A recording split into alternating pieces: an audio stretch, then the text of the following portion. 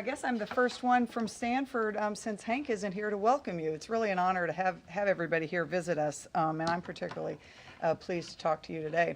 It's interesting, John and I have actually known each other, I think, probably 35, 40 years, and the judge mentioned that I used to be Director of Criminal Justice at the RAND Corporation, and that was in the 70s.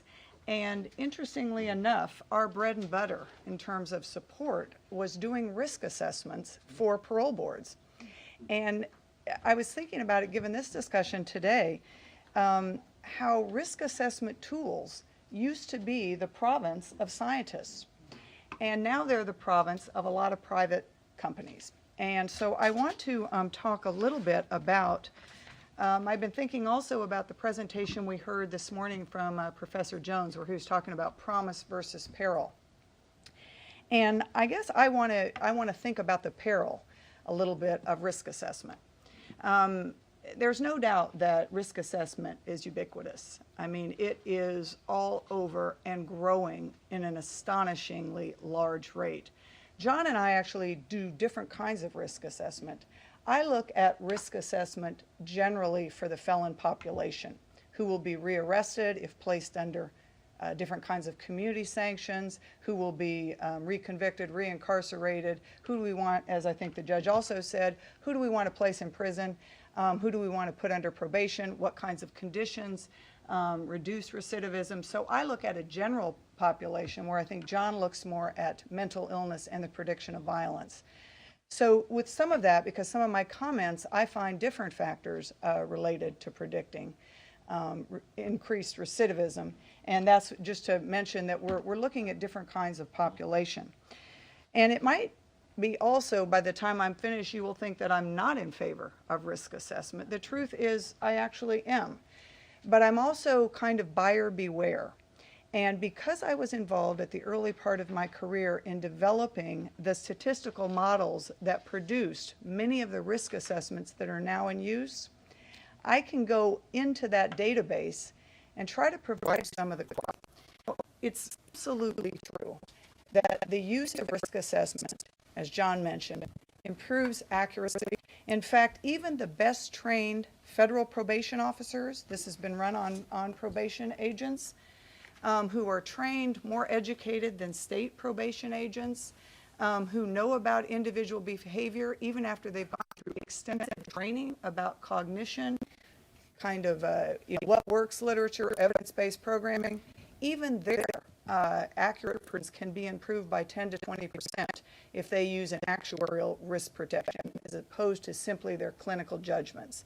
So there's absolutely no question, it's been settled in the literature, that actuarial risk prediction devices improve recidivism prediction.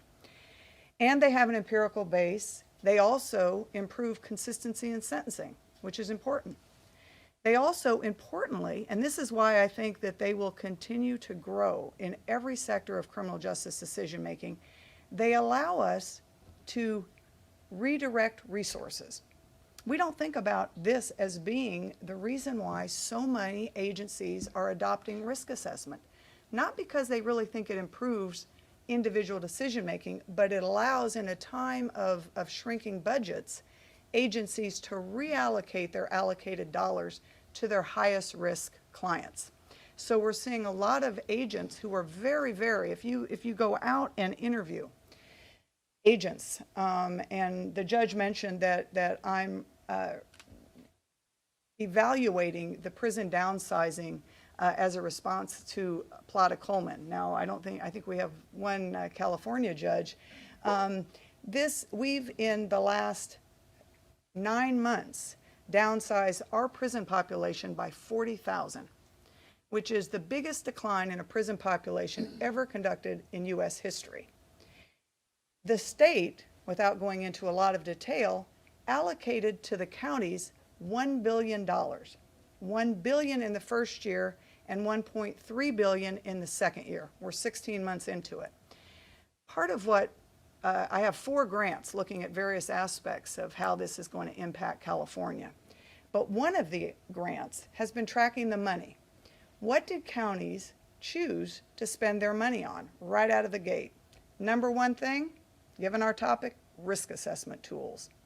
Every probation department in California went out and purchased, if they didn't have already, a risk assessment tool. Sheriffs out of 58 counties, we've got about 40 counties that have now purchased a risk assessment tool. We have got risk assessment on steroids. I mean, they didn't fund treatment. They had widespread discretion. They could have funded anything they wanted. And the number one thing they funded quickly was a risk assessment tool. Now, why do we think, is it a good thing? I basically think it is somewhat of a good thing. But I also am quite worried. Why was everybody, first of all, a huge industry has grown up selling all these counties these risk assessment tools as if it was, the golden grail. So we do have this private industry that has grown up and is selling risk assessment tools that were validated in Canada, in Europe, in other states, to California probation, parole, jail. Risk assessment tools that were developed on juveniles to adult populations. Risk assessment who was developed on adult probationers for using how to supervise adult parolees. So we've got all kinds of violations of underlying science.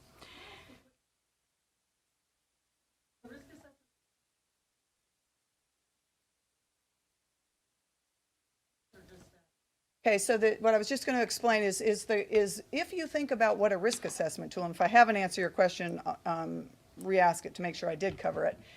But think about what a risk assessment tool is. It's a regression model. If you think about it, and part of the reasons they've grown so dramatically is with the onset of computers. We now collect a lot of information about people. They go into computers. We can get huge sample sizes. We can collect every bit of information about them. We can collect, as you just asked, both static, things that are unchangeable about the person, age, race, where they live, what their education level is, what their family situation was growing up, two-parent, one-parent household. Or we can also select dynamic factors, things that are changeable, substance abuse, attitude, gang violations, gang associations, etc. Now, so you throw all of this into the computer, and it comes out with graphs like John showed you. Probability of another event, low, medium, high, very high. I actually was responsible for developing something called the California Static Risk Assessment Tool. It is the current risk assessment tool that the California prison system was using to decide who should get out under what kinds of conditions. We made a policy decision early on. If you think of the title of the risk assessment tool, California Static Risk Assessment Tool. In the state legislature, it was decided to drop out all the dynamic factors. Dynamic factors are things like where the person lives, things that treatment, etc.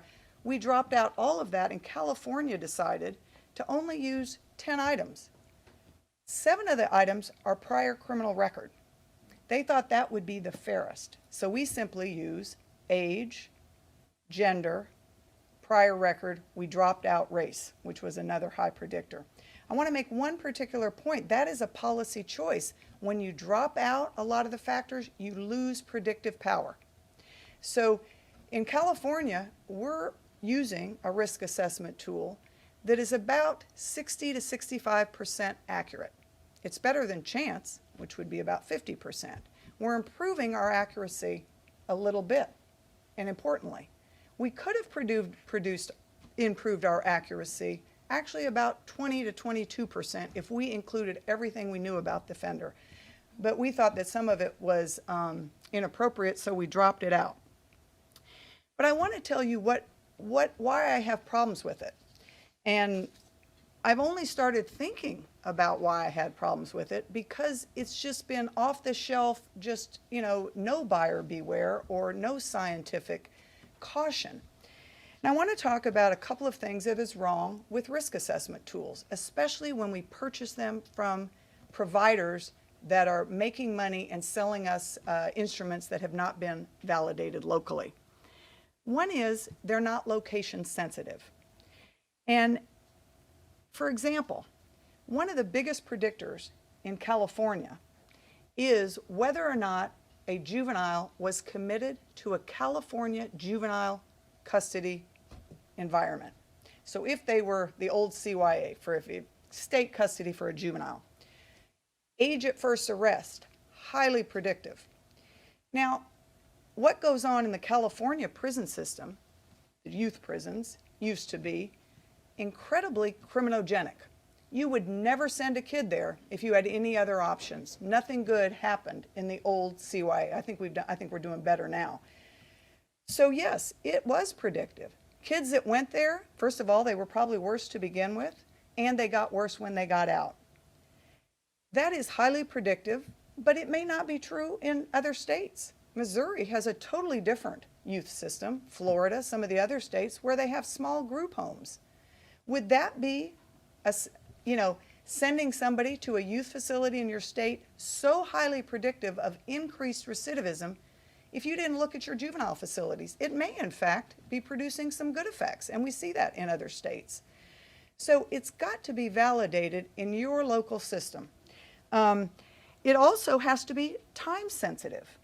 You saw in some of the risk prediction tools, and the ones I've now reviewed so many risk assessment tools because I was also on the state commission that decided which risk assessment tool California was going to use, and we decided to use none of them and develop our own. Part of the reasons were because some of these are not time sensitive. For example, a highly predictive factor is whether or not a youth grew up in a single parent household. Well, those risk predictions were developed in the 80s, where I think divorce and single parent households were much less common. That growing up in a single parent household possibly was a different experience than growing up in a single parent household today. I'm not so sure that that factor of two-parent household would actually hold through. So we don't continue to validate and become time sensitive or context sensitive. We tend to take these factors that were predictive in another location, in another time period, and reproduce them in our own sentencing systems. Another thing, we're not context sensitive.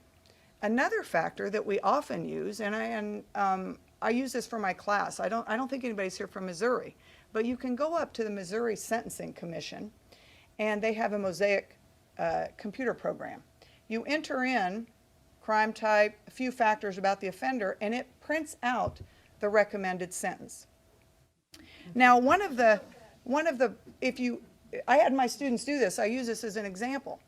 Take the exact same offender and put in unemployed versus employed.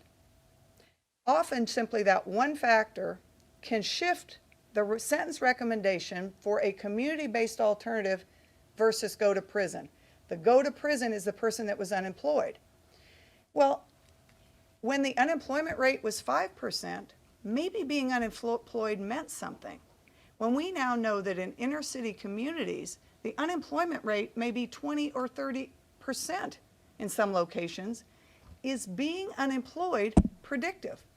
And ironically, this really hits them both times. They're unemployed, so we send them to prison, they get out, and then they become unemployed because now they've got a prison record and that attaches collateral consequences. This gets fed back into the computer model that in fact increases the power of unemployment. So we have to really think hard, and I would encourage you all as judges, which often I suspect, because I've looked at some probation reports, you get the final recommended sentence or the score, or you get the low, medium, high risk, but I doubt that many of you have ever asked to first go back and see what the items are, and then ask some hard questions about why your particular location is using the risk assessment tool it is. I've spent a lot of time on this issue trying to find out the very popular one that is now being used in the United States is something called the Level of Service Inventory Revised, LSRI. I suspect that most of you are being driven by decisions that are using that particular instrument. You cannot find out. It's sold commercially. where it was validated. I now know that it was validated in 7 states because I've spent a lot of time trying to find this out. 7 states over 20 years ago. One of the states is South Dakota. You know, I don't think that they tell us on there that gang affiliation is not a predictor of recidivism. Well, maybe it's not a predictor of recidivism in North Dakota. It's certainly it means something here in California.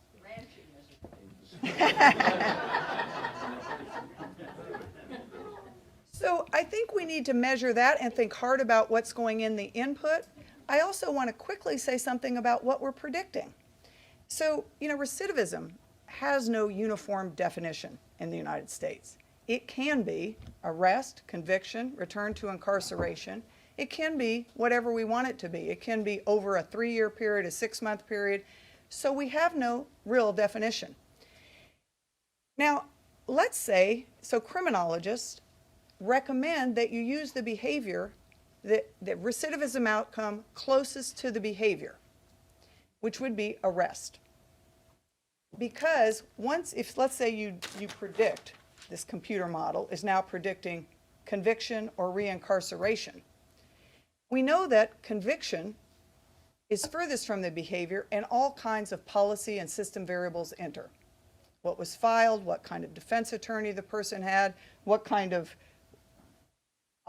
sweat witness. I love that discussion we had. You know, so the conviction may be beyond what the offender did. So criminologists always say measure arrest foremost. But let's even be questioning about arrest. Who is likely to get arrested? We know that the probability of arrest is not a clean indicator of criminal behavior. We had a discussion here this morning about the drug war. When is an arrest, say all of us are using the same drugs, same time, but you happen to live in inner city Oakland where there's a lot of police presence. You are much higher probability of getting arrested. So what we're predicting already has some bias in it. So I think we not only need to think about the inputs, I think we need to get smarter about thinking about the outputs, and especially because I think that risk prediction is here to stay, and what gives me real hope actually is the fact of meetings like this. You know, I have never been to a meeting where anybody spent 5 minutes talking about what is going into a risk assessment tool. To have that kind of scientific scrutiny that I saw you all giving to the neuroscience. I've never been to a meeting where these questions were asked about risk assessment. And yet we're using risk assessment all over the place. How many of you in your courtrooms have been provided from risk assessment designations that probably come from your federal probation department, your officers, I assume? Have you not been provided? You could ask us that next week. A lot of us would be very interested in go back to our probation department. I think Pre-trial release and so forth. Is that exactly what they do? So I'm now working with sheriffs in California who the jail population, because of the prison downsizing, we're starting to, our jail population is now rising. Now the sheriffs, how can we start using risk assessment to start letting people out? Pulling those same risk assessments that were never designed for pretrial release. They were designed they were designed for parole release. And so I guess I think that this, I don't know what network, but I've become increasingly interested in the poor science going on to something I think that is going to be growing within the criminal law, in criminal sentencing, that private providers are going to be selling additional risk assessment tools without much scrutiny, and maybe this is the kind of group who might give it some scrutiny.